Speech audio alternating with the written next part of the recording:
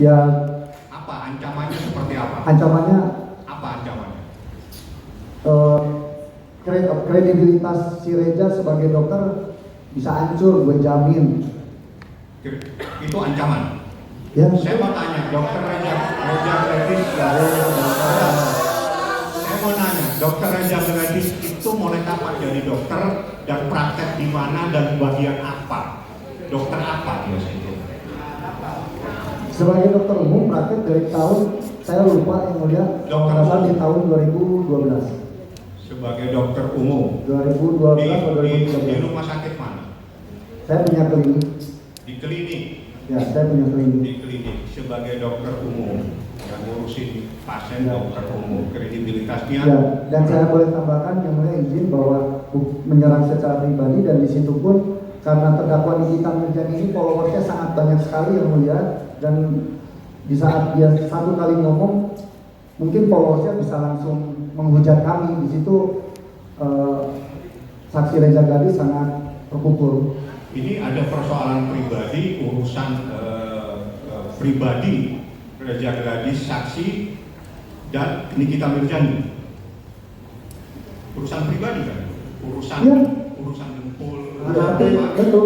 Nanti disimpulkan aja. Urusan pribadi. Betul. Persoalannya memang abu-abu, memang dempulan, atau bagaimana faktanya yang sebenarnya? Anda kan yang tahu. Kalau abu-abu ya yang di sini. Ya, ini kan Anda menyatakan betul. Bahwa ada kalimat abu-abu, ada dempulan, ada segala macam. Fakta yang sebenarnya apa? Nah, sekarang saya izin yang mulia, Bapak menanyakan saya itu di sebelah yang ngomonginnya. Coba Bapak tanya ke terdakwa Nikita. Itu kan saksi Anda. Ya sangat berbeda.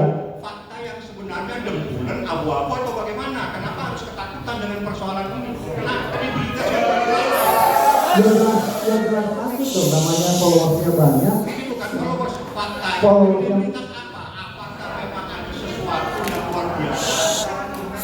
Ini masalah kredibilitas, ini tafsirnya luas sekali. Ya itu karena memang jelas kredibilitasnya dihancurkan dengan followersnya yang banyak, ya kan? Dengan followersnya yang banyak menggiring opini masyarakat bahwa seolah-olah saksi Reza Gladys ini begeng, abu-abu, dempulan, jerawat, punya produk isinya air kencing kuda. Ada itu kalimat dari mana? Di saat lain Ada Anda bisa sampaikan di persidangan ini yang Anda katakan. ya coba nanti Jangan coba, ini Anda berbicara di ruangan sidang ini. Ada nanti Anda bisa jangan mengarang cerita nantinya Anda air kuda segala macam. Jadi Kita sudah baca masalah keterangan saksi ini kalangan atau apa nanti disimpulkan. Ya, maksudnya dia membuat yang begini, saya silakan yang mulia. Ya makanya kalau saksi itu kan tidak membuktikan ya. Betul. Dia mencarikan Kenapa keterangan yang Anda benar katakan? atau tidak. Nanti silakan disimpulkan di pembelaan begitu ya. Oke, saya mau tanya. Yang membuktikan itu penuntut umum sama penasihat hukum bukan saksi ya. Satu pertanyaan. Silakan Kalau dia bilang tentang kencing kuda, tanggapan apa itu? itu boleh ditanyakan nanti ke saya lupa yang mulia, tapi boleh ditanyakan nanti ke saksi Silvi Novitasari apa Silvi Kalau Silvia lupa memberikan. jangan lupa ya. Jangan Saya lupa. kepada yang Saya lain. lupa. Tapi boleh tanyakan nanti ke saksi Silvi. Saksi Silvi. Ya, saya lupa. Jadi terkait dengan produk ini saya membaca profil perusahaan Anda. Profil perusahaan PT Glavitsa RMA Group. Ya. Penanggung jawab terhadap produk-produk ini kalau menurut PT ini adalah direktur utama, betul? Betul. Anda. Ya. Oke. Ya, terkait dengan ini semua produk yang bermasalah ataupun yang dipersoalkan, apakah terdakwa pernah mempersoalkan produk-produk RMA ini?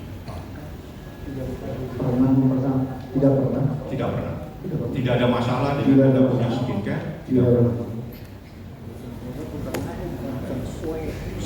Masalahnya di mana? Saya pikir sementara cukup ya mulia, tidak ada masalah. Silakan oleh rekan saya. Tapi tadi Anda jelaskan di 14 November itu, 14 November 2024 istri Anda sudah mentransfer uang.